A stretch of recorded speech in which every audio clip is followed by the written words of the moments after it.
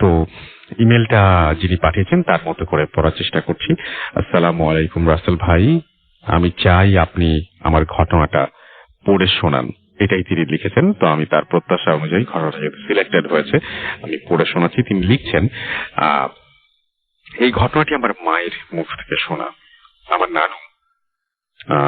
নানুর বাড়ি হবিগঞ্জ জেলার নবীগঞ্জ থানার ঘোলডুবা নামক গ্রামে। আমার নানু বাড়ি তখনকার সময় ছিল গ্রামের শেষ মাথায়। এখন অবশ্য গ্রাম অনেক বড়, 80 দশকের কথা বলছি। আমার নানু বাড়ি দেখতে অনেকটাই আই শেপের মতো, এক সারিতে 4টি পাকা দালান, বাড়ির সামনে উঠোন, তারপরে সমান্তরালে বসার ঘর, যেটাকে বাংলো ঘর বলা হয়ে থাকে। বাড়ির পেছনে পুকুর, বাঁশঝাড়, তারপর ধুধু প্রান্তর।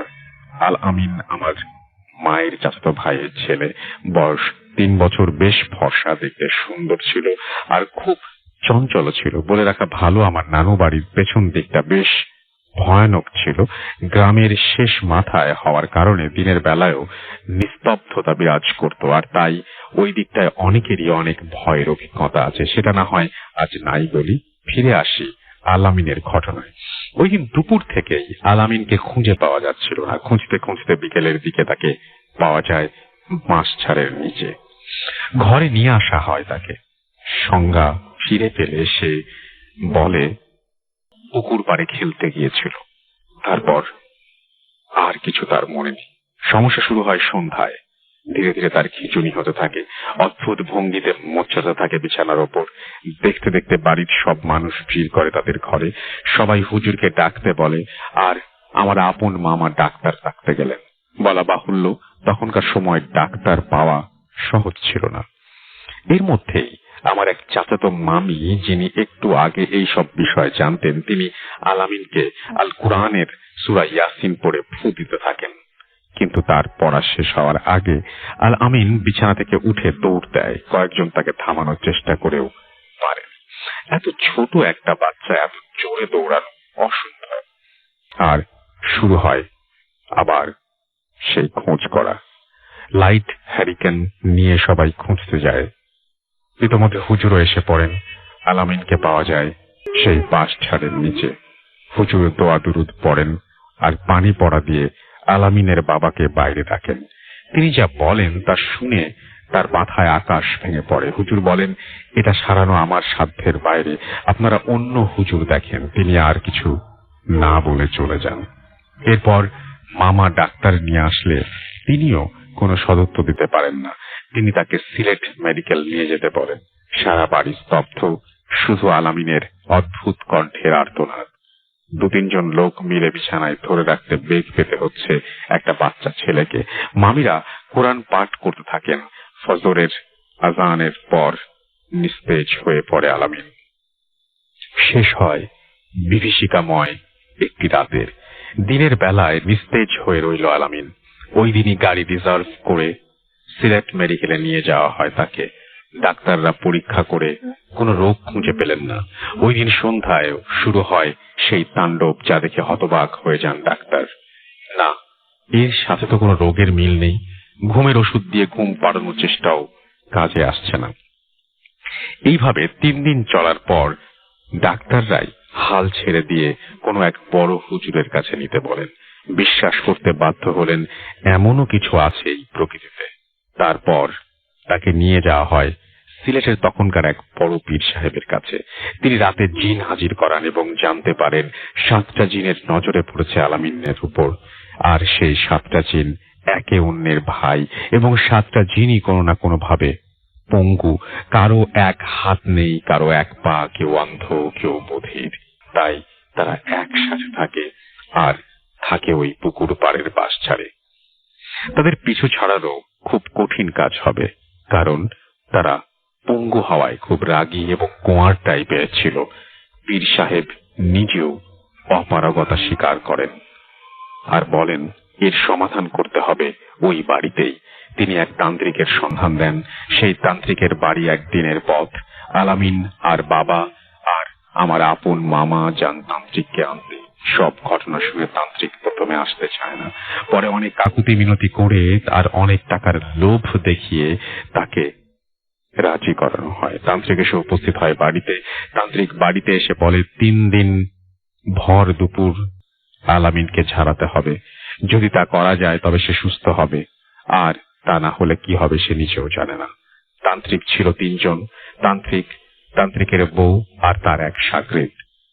পরের দিন দুপুর হবার আগেই শুরু হয় আয়োজন। তান্ত্রিক বাড়ির সবাইকে এক বাড়িতে জড়ো করে, সেই বাড়িতে ধুলো পড়া দিয়ে বন্ধ করে দেয়। সবাই বারান্দায় দাঁড়িয়ে দেখতে থাকে। আমার মা, নানু, মামারা সবাই ছিলেন সেখানে। তান্ত্রিক উঠোনের মাঝখানে একটা গোল দাগ দিয়ে তার ভেতর আমিন ও তার বাবাকে বসালো। এরপর তান্ত্রিক মন্ত্র পাঠ করা শুরু করলো এবং ঝালর টাইপের কিছু একটা দিয়ে আমিনকে ঝাড়তে লাগলো। তান্ত্রিকের শাগরেদ ঢোল বাজাচ্ছিল আর বউ গুনগুন করছিল। তাদের বলা ছিল কোনো মতেই যাতে তাদের বাজনা বন্ধ না হয়। তান্ত্রিক মন্ত্র শুরু করার পর থেকেই বাড়ির পেছনে ঝড় বয়ে যেতে থাকে। শোঁ শোঁ শব্দ, বজ্রপাতের মতো আওয়াজে কেঁপে উঠতে থাকে পুরো বাড়ি। এক সময় শেষ হয় প্রথম দিনের কাজ। এভাবে দ্বিতীয় দিন পার হয়।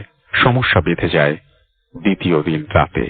ওঝা রাতে স্বপ্ন দেখে 7টা কালো অবয়বকে একসাথে বলছে কালকে ঝাড়া শুরু না করতে, কারণ সে শেষ করতে পারবে না। ওঝা সকালে উঠে চলে যায়।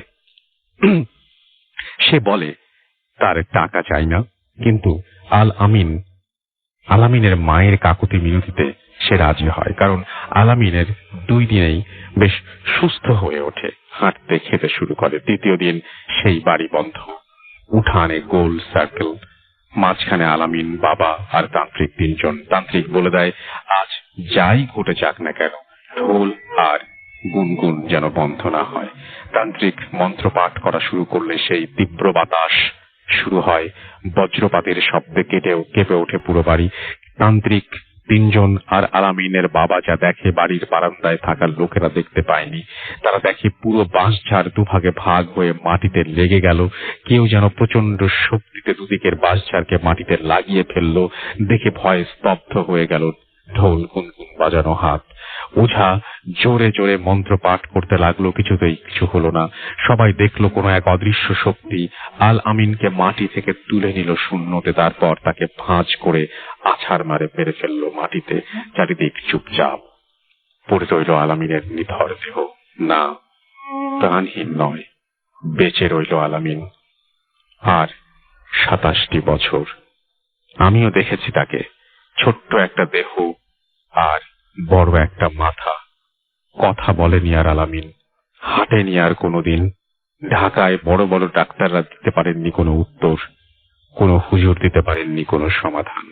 এই 27টি বছর কিভাবে বেঁচেছিল আমিন।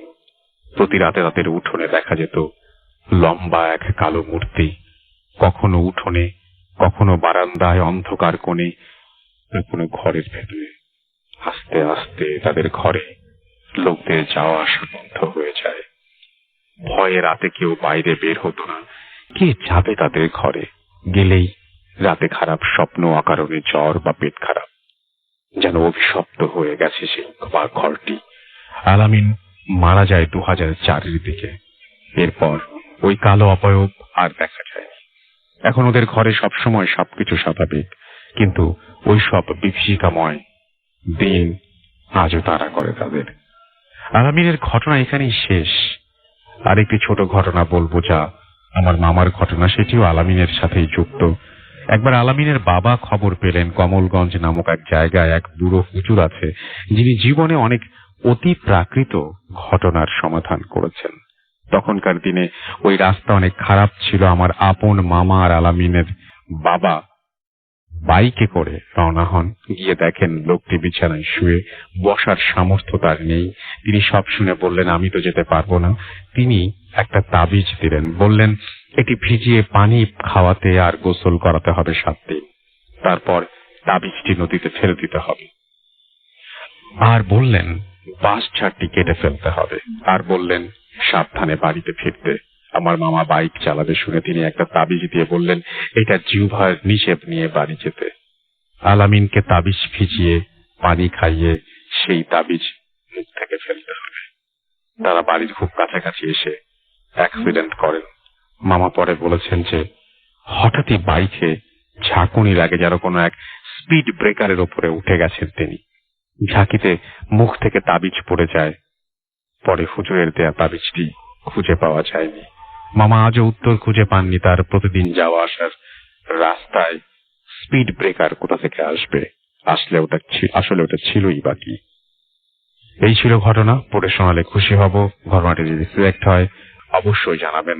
সালমান সাকিব লিখেছেন সাভার থেকে। তো এই ছিল ঘটনা, আশা করছি আপনাদের ভালো লেগেছে। আমরা চলে যাব এখন ডক্টর আলিফের কাছে এবং তার ঘটনা শুনবো আমরা। আসসালামু আলাইকুম লিসেনার্স, থ্যাংক ইউ রাসেল ভাই। আমি আমার কাছে এসছে অনেকগুলো ঘটনার মধ্যে আমি এই ঘটনাটা আমি সবার আগে বলতে যাচ্ছি, আপনাকে যেটা একটু আগে শোনালাম। হ্যাঁ প্লিজ। তো এই ঘটনাটা ঘটে হচ্ছে, তার নামটা ছদ্মনাম হিসেবে ইউজ করছি কারণ সে কোথায় আছে আমি এগুলো বলার পারমিশন পাইনি। তার নাম খোকন দিলাম এবং তার ফ্রেন্ডের নাম দিলাম জাকির। তো এটা আর্লি 90s এর ঘটনা, 90-এর শুরুর দিকে আর কি। নীলফামারী জেলার বালাগ্রাম একটা গ্রাম আছে, সেইখানে জলঢাকা থানা বালাগ্রাম টাইপের একটা গ্রাম, সেইখানে ঘটনা আর কি। এটা জুলাই মাসের ঘটনা এবং তার কিছু ব্যাকগ্রাউন্ড হিস্ট্রি আমি দিচ্ছি। যে লোকটা ঘটনা বলেছেন তিনি আগে প্রাইমারি স্কুল শেষ করে মুহূর্তে আপনার একটা মাদ্রাসায় ভর্তি হন। তার বাবা মা অসচ্ছল ছিলেন, বাবা মা দূর বাসার থেকে অনেক দূরে একটা মাদ্রাসায় দেন এবং মাদ্রাসার মধ্যে ছিল হচ্ছে 12 জন ছাত্র এবং একজন শিক্ষক। তারা একটা রুমের মধ্যে সবাই একসাথে গুটিসুটি হয়ে থাকতো এবং শিক্ষক একজন, উনিও পড়াতেন, সবকিছু উনিই করতেন, নামাজ কালাম হতো ওই জায়গায়, কিন্তু রান্না টান্না কিছু হতো না ওই মাদ্রাসার মধ্যে। তো এলাকার এই আশেপাশে যেসব ঘর ছিল, ঘর ভিত্তিক সবগুলো মানুষ মানে সবাই এরকম এরকম করে ভাগ করা ছিল কোন দিন কে কোন দিন খাওয়াবে এদেরকে। তো ঘটনার দিন ছিল বৃহস্পতিবার। সেদিন বৃহস্পতিবার হওয়ার কারণে মাদ্রাসা পরের দিন শুক্রবারের জন্য সবাই যেসব ছাত্রগুলা ওখানে ছিল তাদের বাসা যাদের কাছাকাছি, ওরা ওদের নিজেদের বাসায় চলে যায় আর থাকে শুধুমাত্র এই খোকন সাহেব এবং তার ফ্রেন্ড জাকির। ওই সময় তারা থেকে যায় বাসায় এবং ওই মাদ্রাসায় থেকে যায় এবং মাদ্রাসায় ওই দিন মানে বৃহস্পতিবার ওই দিন এশার নামাজ শেষ করে হুজুর তার নিজের বাড়িতে চলে যায় এবং যাওয়ার আগে বলে যায় যে যেহেতু আমি চলে যাচ্ছি, তোমরা যদি কেউ নক টক করে তোমরা দরজা খুলো না, আর পরিচয় না নিয়ে দরজা খুলবা না। কারণ অনেকেই দেখা যায় যে এশার নামাজের পরে এসে রাত্রেবেলা থাকতে চায়, ঘুমাতে চায়, অনেকেই আছে তাদের থাকার জায়গা নেই, এরকম অনেকেই আকুতি গুতি করে আর কি। তো ওনারা বলে যে ঠিক আছে। তো ওই দিন আবার যেই বাসায় খাওয়ার কথা ছিল ওনারা দুজন ওই বাসায় খেয়ে দিয়ে মাদ্রাসায় এসে ঘুমিয়ে পড়ে গল্প করতে করতে। এবং সেদিনের রাতটা ছিল এতটা ডিফারেন্ট একটা রাত যে আকাশে মেঘ চমকাচ্ছে, অনেক জোরে জোরে শব্দ হচ্ছে, আপনার আকাশটা কেমন লাল হয়ে আছে, মানে ক্লিয়ারলি সবকিছু ভিজিবল। ওনারা বাড়িটা মানে ওই বাসা থেকে খেয়ে আসার সময় মাদ্রাসা আসার পথে দেখা যায় অলমোস্ট দেখাই যাচ্ছে, মানে টর্চ লাইট লাগছে না আর কি গ্রামের রাস্তা দিয়ে হাঁটার সময়। ওই জায়গায় ইলেকট্রিসিটি ছিল না, তো ওরা মাদ্রাসায় আসার পরে মোমবাতি পায় নাই এবং টর্চ লাইট ছিল কতক্ষণ জ্বালিয়ে রাখবে। চার্জেরও একটা বিষয় আছে, কারণ টর্চ লাইটটা তো আপনার ব্যাটারিতে চলে, কতক্ষণ পরে আবার কখন ব্যাটারি কিনতে হবে। যাই হোক, ওনারা জিনিসটাকে আগলে রাখে এবং সবকিছু বন্ধ টন্ধ করে শুয়ে পড়ে, গল্প করতে করতে এক পর্যায়ে ঘুমিয়ে যায়। তন্দ্রার মতো লেগে আসে হঠাৎ। ওই সময়টা কয়টার দিকে এটা উনি প্রপারলি মনে করতে পারছেন না যে এটা কয়টার দিকে হতে পারে, কিন্তু হঠাৎ করে দরজায় ঠক ঠক করে শব্দ আসে। শব্দটা খুব জোরে জোরে আসে এবং বাইরে থেকে চিৎকার করছে, এই খোকন গেট খোল। উনি খুব মানে অবাক হয়ে যায়, এত রাতের বেলা। তো ভয়েস শুনে মনে হচ্ছে যে হুজুরের শব্দ, ওনাদের যে ওস্তাদ যে হুজুর ওনাদেরকে পড়া এখানে থাকে, ওনার মাদ্রাসাটা। তো ওরা কি করলো, মানে ওই উঠে গেল, জাকির যে ছেলেটা ওর ফ্রেন্ড, ও ঘুমাচ্ছে এবং ওর একটা সমস্যা, যদি ঘুমায় যায় ওকে উঠানো যায় না। তো দরজা খুললো এবং লোহার দরজা খোলার পরে দেখলো যে বিদ্যুৎ চমকাচ্ছে এবং ওই চমকানির মানে আলোতে বোঝা গেল না এটা হুজুর এসছে এবং পুরাটা দেখেই বোঝা যাচ্ছে যে হুজুর এসছে। তো বলছে যে চল, একটা বিয়ের দাওয়াত আছে, বিয়ে খাবো। জাকির কোথায়, ও তো ঘুমাচ্ছে, ওর ডাকবে, ওকে উঠা। তো উনি কি করলো, মানে হুজুরের ধমকের শব্দে এক শব্দে যে তাড়াতাড়ি রেডি হয়ে গেল এবং জাকির উঠালো, যাই একটা বিয়ে খাবো, হুজুর আসছে। তো হুজুর আবার জোরে জোরে বলছে, বিয়ে খাবো, তুই ওঠ। তো সাথে সাথে রেডি হয়ে গেল। ওই ছেলেটা আবার ঘুমন্ত অবস্থায় আর কি, এমন যে ও একদম খুব উঠে গেছে এরকম কিছু না, ঘুমন্ত অবস্থায় ভয়ে দাঁড়িয়ে গেছে আর কি। হুজুরকে তো ভয় পায় সবাই। তো ওরা কি করলো, হুজুরের সাথে হাঁটা ধরলো, তালা টালা মেরে হুজুরের সাথে আগাচ্ছে। এমন সময় হুজুর বললো, ওই যে সামনে ভ্যানটা আছে, ভ্যানটাতে গিয়ে ওঠ। তো ওই মুহূর্তে হুজুর ভ্যানে উঠে গেছে এবং উনি ভ্যানে উঠতে যাবে। তো এই যে জাকির ছেলেটা, যে বন্ধুটা সাথে ছিল, ও না ঘুমাচ্ছিল দাঁড়ায় দাঁড়ায়, উঠছিল না। তো ওই মুহূর্তে ভাইটা মানে বললো যে এই, মানে হেসে দিছে আর কি। তো ওই সময় মানে হাসি পেয়ে গেছে যে দাঁড়ায় দাঁড়ায় ঘুমাচ্ছে। তোমার হুজুর বিশাল ধরে একটা ছাড়ি দিছে, এই কি দুষ্টামি করতেছিস কেন? ওই মুহূর্তে উনি বললো যে রিফ ভাই, আমি যেটা পেলাম আর কি, সেটা হচ্ছে ওনার গায়ের থেকে এত বাজে গন্ধ আসছিল এবং মুখ থেকে যখন কথা বললো আরো বিকট, আরো কটকটে পচা গন্ধ আসলো এবং বমি হওয়ার মতো অবস্থা। আমি কি করলাম, জাকির উঠতে গেল, তখন উনি বললো, এই জাকিরকে তুই মাদ্রাসায় রেখে আয়, ওর যাওয়া দরকার নেই, তুই আমার সাথে চল। তো উনি কি করলো, জাকিরকে রেখে আসলো, বলছে যে এটা তো ইটস নট, এটা আসলে স্বপ্ন না, আমি হাঁটছি, আমি ধরছি, হুজুরের ঝাড়ি খাচ্ছি, জাকিরকে ঘরে তালা মেরে আসছি, এটা স্বপ্ন না। স্বপ্ন মাঝে মধ্যে আমি ভেঙে ফেলি, মানে উনি বলছে যে স্বপ্ন মাঝে মধ্যে আমি ভেঙে ফেলি। তো যাই হোক, উনি হুজুরের সাথে ভ্যানে ওঠে এবং ভ্যানে ওঠার পরেই হুজুর গায়ের থেকে এরকম বাজে গন্ধ আসছিল। তো হুজুর তো সবসময় আতর মেখে চলার মতো লোক, ওনার গায়ের থেকে এত বাজে গন্ধ কেন আসবে? আর বিয়ে সাথে গেলে তো পচা গন্ধ আসার প্রশ্নই আসে না। কিন্তু এত প্রশ্ন করার এত চান্স নাই, কারণ হুজুর ওনাদেরকে প্রচন্ড, মানে হুজুরকে ওরা প্রচন্ড ভয় পায়। উল্টাপাল্টা কিছু জিজ্ঞেস করলে কোথা থেকে কি ধরে বসে তো পেটানি দেয় নাকি, চুপচাপ ছিল। তো একটা পর্যায়ে প্রায় আধা ঘন্টা 45 মিনিট উনি ভ্যানের মধ্যে ছিলেন। রাত কয়টা বাজে এইটার কোনো আইডিয়াই ওনার নাই। ওই মুহূর্তে সাথে টর্চ লাইট ছিল। তো একটা পর্যায়ে ওনাদের ওই এলাকায় একটা নাম করা শ্মশান ঘাট ছিল। ওই শ্মশানের পাশে তারা আসে ভ্যানটা থামানোর পরে হুজুর বলে, এবং উনি শ্মশানের কথা বলে যে এই শ্মশানটা এত পুরানো যে লক্ষাধিক মানুষের শেষকৃত্য সম্পন্ন হয়েছে, এত পুরাতন কবর, মানে এত পুরাতন শ্মশান ঘাট আর কি। তো হুজুর হঠাৎ করে বললো যে তুই এখানে দাঁড়া, একটা লাশ নিয়ে আসবো, ওই লাশটা নিয়ে আসার পর দোয়া কালাম পড়তে হবে, 500 টাকা পাবে। তো তখন 500 টাকা 50 লাখ টাকার সমান ওর কাছে। অসচ্ছল ফ্যামিলি, 500 টাকা পাওয়া মানে 2 মাস চলা। যত কিছুই হোক 500 টাকা লাগবে, যেভাবেই হোক। হুজুর যেটা বলে সেটাই, দাঁড়ায় থাকবে ওই জায়গায়। এরকম ডাক, মানে বাচ্চা কাচ্চা তখন 13-14 বছরের একটা ছেলে। হুজুর ওই মুহূর্তে ভ্যানটা নিয়ে চলে যায় এবং সে ওই জায়গায় দাঁড়িয়ে থাকে। এক পাশে শ্মশান আর এক পাশে ঘন জঙ্গল, আর বাম পাশে আপনার পিছন সাইডে ধান ক্ষেত এবং আকাশ তো পুরো লাল হয়ে আছে, মেঘ আর কি, আকাশে অনেক মেঘ।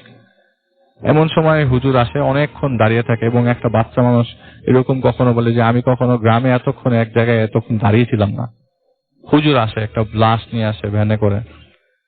ভ্যান চালক তো ওই মুহূর্তে জায়গা থেকে হেঁটে চলে যায় এবং যে লাশটা নিয়ে আসে সেই লাশটা একটা বস্তার মধ্যে রাখা, এবং বস্তা থেকে রক্ত চুয়ে চুয়ে পড়তেছে, সেটা তো আমি ক্লিয়ারলি বুঝতে পারছি, দেখাই যাচ্ছে। লাশটা যখন এসে মানে নামিয়ে রাখলো, আর হুজুরের অবস্থা খুব খারাপ, ঘেমে একবারে গোসল হয়ে এসছে, এরকম অবস্থা। তো হুজুর বললো যে তুই সূরা ইয়াসিন পড়া শুরু কর। তো উনি বলছেন যে আমি সূরা ইয়াসিন পড়বো, আমি তো কায়দাই পড়তে পারি না, সূরা ইয়াসিন কিভাবে পড়বো? ওখানে তখন মাদ্রাসা মাত্র 2-3 মাস হয়, কায়দাই ঠিক মতো পড়তে পারি না, সূরা ইয়াসিন তো আমি জানি না, পড়তে পারি না। হুজুরকে এই কথা বলার আগে ইনি চিন্তা করলো যে ওই দিন আবার সকালবেলা, যেদিন ঘটনা সেদিন সকালবেলা আবার ও কায়দায় একটা ভুল করেছে। তো হুজুর দিন ওকে খুব বেদ দিয়ে পিটিয়েছিল। হুজুর তো জানে আমি কায়দা পড়তে পারি না, তাহলে আমি কোথা থেকে কি পড়বো? আর যেটা তো বলেছে হুজুর যে এটা সব কাজ দাফন কাফন করতে হবে। হুজুর দেখি লাশ খুলে আমাকে, মানে লাশটার হচ্ছে এরকম অবস্থা যে মাথা আছে সবকিছুই, কিন্তু চোখটা হচ্ছে বুকের মধ্যে। লাশটা খোলার পরে দাড়ি টাড়ি আছে, লাশটা অনেক লম্বা। হঠাৎ করে উনি বললো যে এখন যেটা হচ্ছে এটা, আর ওই হুজুরটা ওই সময় বলছে যে সূরা ইয়াসিন পড়, তোর খবর আছে। এমন সময় হুজুরের কাছ থেকে অনেক মানে বাজেভাবে হাসার শব্দ আসতে লাগলো। উনি কি করলো, ওই হুজুরের সামনেই বিসমিল্লাহির রহমানির রহিম পড়লো। এটার সাথে সাথেই ওই লাশের আকৃতিটা চেঞ্জ হয়ে গেল এবং উনি বুঝতে পারলো যে এত ছোট হয়ে যাওয়ার কারণ কি। দেখলো যে এটা ওনার ফ্রেন্ডের লাশ, এটা যেই ফ্রেন্ডকে মাদ্রাসায় রেখে আসলো সেই ফ্রেন্ডের লাশ, জাকিরের লাশ। হুজুর বলছে যে এটাই আজকে বিয়ের খাওয়া, এটাই খাবো, তুই সূরা ইয়াসিন পড়, এটা পড়লে আরো সুবিধা আমার খেতে। হঠাৎ করে হুজুরের শেপ চেঞ্জ হয়ে গেল, শেপ চেঞ্জ হয়ে যাওয়ার পর হুজুর হয়ে গেল। হুজুরটা আসলে বেশ ধারণ করেছিল, কুকুর হয়ে গেল এবং অনেক বড় কুকুর হয়ে গেল। উনি ওই লাশটা চাটা শুরু করলো।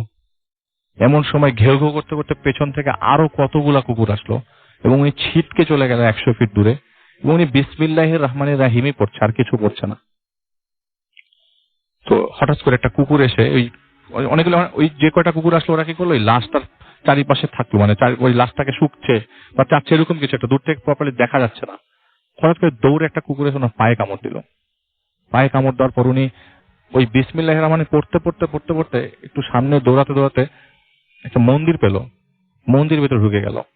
কিন্তু তখন ওই কুকুররা তার পেছা ছাড়ে না, তাকে তাড়া করতে করতে মন্দির ভিতরে কুকুর সহ ঢুকে যায়। উনি বাঁচার জন্য এত গাছপালা কিছুতেই না উঠে মন্দিরের ভিতরে ঢুকে, এবং উনি তো মুসলমান, উনি তো হাফেজ, পরে হাফেজ হন আর কি অন্য মাদ্রাসা থেকে। তো আমি ওনার ঘটনা বলতে যে আমি খুব হয়ে গেলাম যে মন্দিরের ভিতরে ঢুকে উনি পুরো মূর্তির উপর উঠে যায় এবং নিচে কুকুরগুলা সব ওনাকে ধাওয়া করতে করতে নিচে কুকুর চিৎকার করছে আর কি নিচে ওনাকে দেখে। হঠাৎ করে এই মূর্তির মাথা ভেঙে পড়ে যায় নিচে। আসল ভাই উনি ওনার জ্ঞান নাই, উনি আর জ্ঞান ফিরাতে পারেন নাই এবং বলেছে যে আমি হঠাৎ করে ঘুমিয়ে যাই, আমার আর কিছু মনে নাই।